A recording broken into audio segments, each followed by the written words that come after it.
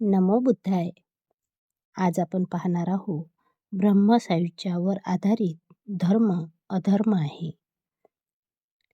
जेव्हा भगवान बुद्ध आपल्या धर्माचा प्रचार करीत होते तेव्हा एक सिद्धांत प्रचलित होता. त्यास वेदांत असे म्हणत. ह्या सिद्धांताची तत्वे थोडकी व सरळ होती. ह्या सर्व विश्वामागे एक सर्वव्यापक जीवनतत्व विद्यमान असून त्याला ब्रह्म अथवा ब्रह्मन म्हणतात. हे ब्रह्म एक वास्तविकता आहे. आत्मन आणि ब्रह्मन एकच होत. आत्मा आणि ब्रह्मन एकरूप करण्याने माणसाला मोक्ष मिळतो हे सिद्धांताचे दुसरे तत्व आहे. आत्मा आणि ब्रह्मन ही एकच आहेत. या ज्ञानाने आत्मा ब्रह्माशी एकरूपता साधतो. आत्म्याला आपण ब्रह्म आहोत हे ज्ञान होण्यासाठी संसाराचा त्याग करणे आवश्यक आहे. या सिद्धांताला वेद म्हणतात. भगवान बुद्धाच्या मनात या सिद्धांताबद्दल आदर नव्हता. त्यांच्या मते या सिद्धांताचा आधार मिथ्या होता. त्याचा काही उपयोग नव्हता आणि त्यामुळे तो स्वीकारण्याजोगा नव्हता. हे आपले मत भगवान बुद्धाने भारद्वाज आणि वासेठ्ठ या दोन ब्राह्मणांसमोर झालेल्या संवादात स्पष्ट केले आहे. भगवान बुद्धाचे म्हणणे असे होते की कोणतीही गोष्ट सत्य म्हणून स्वीकारण्याला तिला काही ना काही प्रमाण असले पाहिजे. प्रमाणाचे प्रत्यक्ष आणि अनुमान असे दोन प्रकार आहेत. भगवान बुद्धाचा प्रश्न असा होता, कोणी ब्रह्म प्रत्यक्ष अनुभवले आहे काय? तू ब्रह्म पाहिला आहेस काय? तू ब्रह्माबरोबर गोष्टी केल्या आहेस काय? तू ब्रह्माचा वास घेतला आहेस काय? वासेठ्ठाने उत्तर दिले नाही. ब्रह्माच्या अस्तित्वाचे दुसरे प्रमाण अनुमानाचे ते त्याचे अस्तित्व सिद्ध करण्यास अपुरे आहे. भगवान बुद्धाने प्रश्न केला, कोणत्या एका गोष्टीच्या होण्यावरून आम्ही ब्रह्माचे होणे अस्तित्व अनुमानायचे काय? याचेही उत्तर मिळाले नाही. काही लोक म्हणतात की वस्तू अदृश्य असूनही तिला अस्तित्व असते, म्हणून ते म्हणतात की ब्रह्म अदृश्य असले तरी त्याला अस्तित्व आहे. हे एक ढोबळ विधान असून ते असंभव स्थापन करण्यासाठी केलेले आहे. तरीसुद्धा तर्कासाठी हे मान्य करूया की वस्तू अदृश्य असली तरी तिला अस्तित्व असू शकते. ह्याचे उत्तम उदाहरण आहे म्हणजे वीज आहे. वीज अदृश्य असूनही तिला अस्तित्व आहे, परंतु हा तर्कही पर्याप्त नाही. अदृश्य वस्तूनेही आपले अस्तित्व दुसऱ्या कोणत्या तरी रूपाने प्रकट करणे जरूर आहे. तेव्हाच तिची वास्तविकता मान्य होऊ शकते.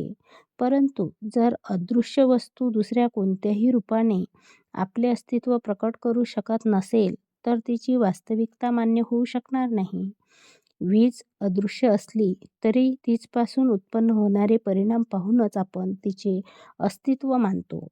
विजेपासून प्रकाश उत्पन्न होतो. प्रकाश उत्पन्न होण्यावरूनच वीज अदृश्य असूनही आपण विजेची वास्तविकता मान्य करतो. परंतु हे अदृश्य ब्रह्म दृश्य अशी कोणती वस्तू उत्पन्न करते? उत्तर आहे की कोणतीच नाही. दुसरे एक उदाहरण देता येते. कायद्यामध्येही अशी पद्धत आहे की काही एक निष्कर्ष स्थापन करण्यासाठी एक विधान मान्य केले जाते. ते सिद्ध करता येत नाही. ते केवळ कायद्यातील कल्पना असते आणि आपण अशा कायद्यातील कल्पनेला मान्यता देतो. पण आपण अशा कायद्यातील कल्पनेला का मान्यता देतो? कायद्यातील कल्पनेला मान्यता देण्याचे कारण या मान्यतेपासून न्यायाशी सुसंगत असे उपयुक्त परिणाम संभवतात हे आहे. ब्रह्मा ही सुद्धा एक कल्पना आहे, परंतु त्यापासून कोणते उपयुक्त परिणाम संभवतात? वासेठ्ठ आणि भारद्वाज यांच्याजवळ काही उत्तर नव्हते. ते स्तब्ध होते. आपली विचार प्रणाली त्यांना पूर्ण ग्रहण करता यावी म्हणून वासेठ्ठाकडे वळून तथागताने विचारले, तुम्ही ब्रह्म पाहिले आहे काय? तीनही वेद जाणणाऱ्या त्या ब्राह्मणामध्ये एक तरी ब्राह्मण असा आहे काय की ज्याने ब्रह्म प्रत्यक्ष समोरासमोर पाहिले आहे? नाही गौतमा, निश्चित पाहिलेले नाही. त्या तीनही वेद जाणणाऱ्या ब्राह्मणांच्या एका तरी गुरुने ब्रह्म प्रत्यक्ष समोरासमोर पाहिले आहे काय? नाही गौतमा, निश्चित पाहिलेले नाही. वासेठ्य, त्या ब्राह्मणांच्या 7 पिढ्यात एकतरी ब्राह्मण असा झाला आहे का, की ज्याने ब्रह्म समोरासमोर पाहिले? नाही गौतमा, निश्चित पाहिलेले नाही. ठीक वासेठ्य. ब्राह्मणाच्या पुरातन ऋषींनी तरी असे म्हटले होते काय, की आम्ही ब्रह्म जाणतो, आम्ही ते कुठे आहे, इथे आहे की तिथे आहे, ते पाहिलेले आहे. नाही गौतमा, नाही. तथागत त्या 2 ब्राह्मण तरुणांना प्रश्न विचारित राहिला. मग वासेट्ट, तुला असे वाटत नाही काय, की यावरून त्या ब्राह्मणांच्या ब्रह्मसायुज्यावर सायुज्याच्या गोष्टी मूर्खपणाच्या थापा होत्या. वासेट्ट, ज्याप्रमाणे एकमेकांना धरून चालणारी आंधळ्याची माळ असते, त्यातील सर्वांच्या पुढे असणाऱ्यांना दिसत नाही, मध्यभागी असलेल्यांना दिसत नाही, शेवटी असलेल्यांना दिसत नाही. त्याप्रमाणेच मला वाटते ह्या ब्राह्मणांचे शब्द आंधळ्यांच्या शब्दासारखे आहेत. त्यांच्यापैकी पुढे असणाऱ्याला दिसत नाही, मध्यभागी असणाऱ्याला दिसत नाही, अगदी शेवटी असणाऱ्याला दिसत नाही. त्या ब्राह्मणांचे शब्द उपहासास्पद आहेत. ते केवळ पोकळ व्यर्थ शब्द असून त्यात काही अर्थ नाही. वासेठ्य, ही गोष्ट कधीच न पाहिलेल्या एखाद्या स्त्रीवर प्रेम करणाऱ्या माणसासारखी नाही काय? आणि लोक त्याला विचारणार, मित्रा, ज्या अतिसुंदर स्त्रीवर तू इतके प्रेम करीत आहेस आणि तिची वांछा करीत आहेस, ती आहे तरी कोण? ती क्षत्रिय जातीची आहे की ब्राह्मण जातीची आहे? वैश्य जातीची आहे की शूद्र जातीची आहे?